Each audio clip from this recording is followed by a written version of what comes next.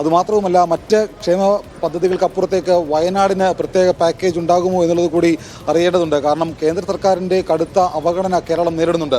ആ അവഗണനയ്ക്കപ്പുറത്തേക്ക് കേരളത്തിന് സ്വന്തമായി തല ഉയർത്തി നിൽക്കേണ്ടതായുണ്ട്. അപ്പോൾ അതിനകത്ത് ധനമന്ത്രി എന്ത് മാജിക്കാണ് കേരളത്തിന് വേണ്ടി കരുതിയിരിക്കുന്നത് എന്നുള്ളതൊക്കെ നമുക്ക് അദ്ദേഹത്തിൻ്റെ ബജറ്റിലൂടെ അറിയാം. അദ്ദേഹം നിയമസഭയിലേക്ക് വരികയാണ്. കേരള നിയമസഭയിലേക്ക് 5ാമത്തെ ബജറ്റ് അവതരിപ്പിക്കാനായിട്ട് മന്ത്രി KN ബാലഗോപാൽ എത്തുന്നതിൻ്റെ ദൃശ്യങ്ങളാണ് നമുക്ക് കാണാൻ കഴിയുന്നത്. അദ്ദേഹത്തിൻ്റെ വാഹനം നിയമസഭാ കവാടം കടന്ന് നിയമസഭയ്ക്കുള്ളിലേക്ക് കയറിയിട്ടുണ്ട്. ഇനി ഏതാണ്ട് വളരെ കുറച്ച് സെക്കൻഡുകൾക്കകം KN ബാലഗോപാൽ അദ്ദേഹത്തിൻ്റെ ബജറ്റുമായിട്ട് ഇപ്പോൾ നിയമസഭയ്ക്കുള്ളിലേക്ക് വരും.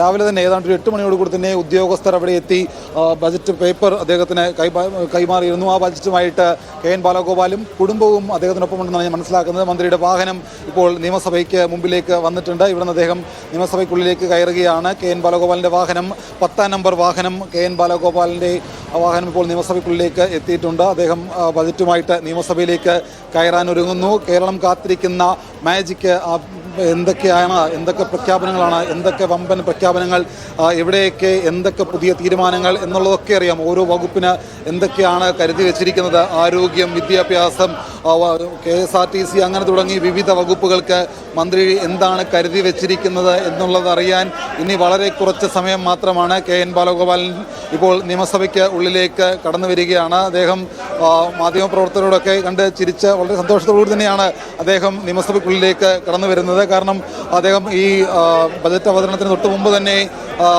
ഒരു ഫേസ്ബുക്കിൽ ഒരു കുറിപ്പിട്ടിരുന്നു. കേരളത്തിൻ്റെ ഒരു സാമ്പത്തിക പ്രതിസന്ധി കയറുന്ന ഒരു സ്ഥിതിവിശേഷം ഇപ്പോഴുണ്ടാകുന്നുണ്ട്. അപ്പോൾ ഒരു ശുഭപ്രതീക്ഷ നൽകുന്ന ഒരു സൂചനകളൊക്കെ മന്ത്രി KN ബാലഗോപാൽ നൽകിയിരുന്നു. അപ്പോൾ അതിനനുസരിച്ചുള്ള ഒരു പ്രഖ്യാപനം ഈ ബജറ്റിൽ ഉണ്ടാകുമോ ഇല്ലയോ എന്നുള്ളതൊക്കെ നമുക്ക് നിയമസഭയ്ക്ക് ഉള്ളിലേക്ക് കയറിപ്പോയിട്ടുണ്ട്. നിയമസഭയ്ക്കുള്ളിലേക്ക് മന്ത്രി KN ബാലഗോപാൽ നടന്നു പോകുന്നതിന്റെ ദൃശ്യങ്ങളാണ് കണ്ടത്. ഇനി വളരെ മുഖ്യമന്ത്രിയൊക്കെ നേരത്തെ തന്നെ എത്തിച്ചേർന്നിട്ടില്ലേ സഭയിൽ? കേരള നിയമസഭയിലെ ബാലഗോപാലിന്റെ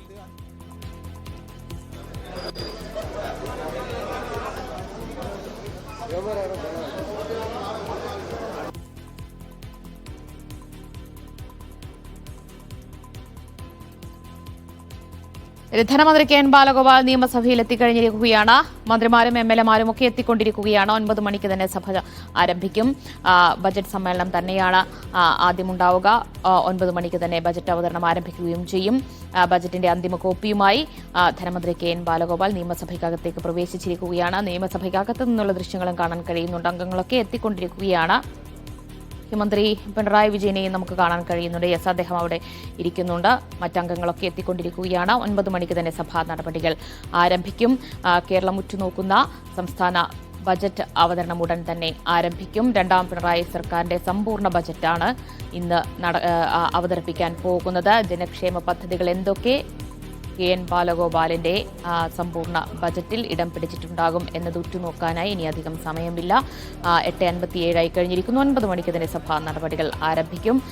ധനമന്ത്രി KN ബാലഗോപാൽ ബജറ്റുമായി നിയമസഭയ്ക്കുള്ളിലേക്ക് അധികം വൈകാതെ തന്നെ എത്തിച്ചേരും എന്നാണ് കരുതുന്നത്. മറ്റു മന്ത്രിമാരും MLA-മാരും ഒക്കെ അവിടെ എത്തിക്കൊണ്ടിരിക്കുന്നത് നമുക്ക് കാണാൻ കഴിയുന്നുണ്ട്. മുഖ്യമന്ത്രി പിണറായി വിജയനെയും മറ്റ് മന്ത്രിമാരെയും ഒക്കെ ദൃശ്യങ്ങളിൽ കാണാനും കഴിയുന്നുണ്ട്. സംസ്ഥാന ബജറ്റ് അവതരണം വലിയ ആകാംക്ഷയോടുകൂടി തന്നെ ഉറ്റുനോക്കുന്നുണ്ട്. കാരണം തദ്ദേശ തെരഞ്ഞെടുപ്പ് അടുത്തിരിക്കുന്ന ഒരു പശ്ചാത്തലമാണ്. നിയമസഭാ തെരഞ്ഞെടുപ്പ് കൂടി അടുത്ത വർഷം നടക്കാൻ പോവുകയാണ്. അപ്പോൾ അതൊക്കെ മുന്നിൽ കണ്ടുകൊണ്ടുള്ള കയ്യടി നേടാവുന്ന ജനക്ഷേമ പദ്ധതികൾ ഉണ്ടായേക്കും എന്നാണ് സൂചനകൾ വരുന്നത്. പക്ഷേ നിലവിലെ സാമ്പത്തിക പ്രതിസന്ധിയൊക്കെ മുന്നിൽ നിർത്തിയുള്ള പ്രഖ്യാപനങ്ങളായിരിക്കും ബജറ്റിലുണ്ടാവുക എന്നതുകൂടി ധനമന്ത്രി KN ബാലഗോപാൽ സഭയിലേക്ക് തിരിക്കുന്നതിന് മുൻപായി മാധ്യമപ്രവർത്തകരോട് പ്രതികരിക്കുകയും ചെയ്തിട്ടുണ്ട്. എന്തായാലും ക്ഷേമ പെൻഷൻ കൂട്ടിയേക്കും എന്ന് തന്നെയാണ് അറിയാൻ കഴിയുന്നത്. അത് എത്ര രൂപയായിരിക്കും ഉയർത്തുക എന്നതാണ് ഇനി അറിയേണ്ടത്. 100 മുതൽ 200 രൂപ വരെയൊക്കെ ക്ഷേമ പെൻഷൻ ഉയർത്തിയേക്കും. അതുപോലെ തന്നെ DA കുടിശ്ശികയാണ്, ക്ഷേമ പെൻഷൻ കുടിശ്ശികയാണ്. അതുപോലെ തന്നെ മറ്റ് പല വികസന പദ്ധതികളും പാതി വഴിയിലായ ഒരു സാഹചര്യമൊക്കെയുണ്ട്. അപ്പോൾ അതെല്ലാം മറികടക്കാൻ വേണ്ടി എന്തൊക്കെ പ്രഖ്യാപനങ്ങൾ ഉണ്ടാകും എന്ന് തന്നെയാണ് ഉറ്റുനോക്കുന്നത്. വയനാട് മുണ്ടക്കൈ പുനരധിവാസത്തിന് പ്രത്യേക പാക്കേജ് ഉണ്ടാകും. പ്രഥമ പരിഗണന മുണ്ടക്കൈ പുനരധിവാസത്തിന് തന്നെയായിരിക്കും നൽകുക എന്നതാണ് അറിയാൻ കഴിയുന്നത്. അതുപോലെ തന്നെ മലയോര മേഖലയ്ക്ക് എന്തായിരിക്കും, കാർഷിക മേഖലയ്ക്ക് എന്തുണ്ടാകും, ആരോഗ്യ വിദ്യാഭ്യാസ മേഖലയുടെ ഉന്നമനത്തിനും വികസനത്തിനുമായി എന്തൊക്കെ പ്രഖ്യാപനങ്ങൾ ഉണ്ടാകും എന്നതൊക്കെ കാത്തിരുന്ന് കാണേണ്ടത് തന്നെയാണ്. അധിക വിഭവ സമാഹരണത്തിനായി എന്തൊക്കെ തീരുമാനങ്ങളായിരിക്കും ധനമന്ത്രി പ്രഖ്യാപിക്കാൻ പോകുന്നത്, ഏതൊക്കെ മേഖലകളിൽ നികുതി ഉയർത്തും, സെസ് ഉയർത്തും, അതിന്റെ അധിക ഭാരം എത്രത്തോളം ജനങ്ങളിൽ വരാൻ സാധ്യതയുണ്ട് എന്നൊക്കെ അറിയേണ്ടിയിരിക്കുന്നു. രണ്ടാം പിണറായി സർക്കാരിന്റെ അവസാന സമ്പൂർണ്ണ ബജറ്റ് ഉടൻ തന്നെ ആരംഭിക്കും. ധനമന്ത്രി KN ബാലഗോപാൽ സഭയ്ക്കകത്തെത്തിയിരിക്കുകയാണ്. മുഖ്യമന്ത്രി പിണറായി വിജയൻ ഒരു ഷേക്ക് ഹാൻഡ് കൊടുത്തുകൊണ്ട്, മറ്റു മന്ത്രിമാർക്കൊക്കെ ഷേക്ക് ഹാൻഡ് കൊടുത്തുകൊണ്ട് അദ്ദേഹം വളരെ സന്തോഷത്തോടുകൂടി, ആത്മവിശ്വാസത്തോടുകൂടി സഭയ്ക്കുള്ളിലെത്തിയിരിക്കുകയാണ്. ഇനി അധികം വൈകാതെ തന്നെ ഏതാനും മിനിറ്റുകൾക്കുള്ളിൽ തന്നെ ബജറ്റ് അവതരണം നടക്കും. എന്തായാലും വലിയ ആത്മവിശ്വാസത്തോടുകൂടി സന്തോഷവാനായി തന്നെയാണ് ധനമന്ത്രി KN ബാലഗോപാലിനെ കാണാൻ കഴിയുന്നത്. സ്പീക്കർ എത്തിയിരിക്കുകയാണ്. സ്പീക്കർ AN ഷംസീർ സഭയ്ക്കുള്ളിലെത്തിയിരിക്കുന്നു. ബജറ്റ് അവതരണം നടക്കാൻ പോവുകയാണ്. നമുക്ക് ബജറ്റ് അവതരണത്തിലേക്ക് കടക്കാം.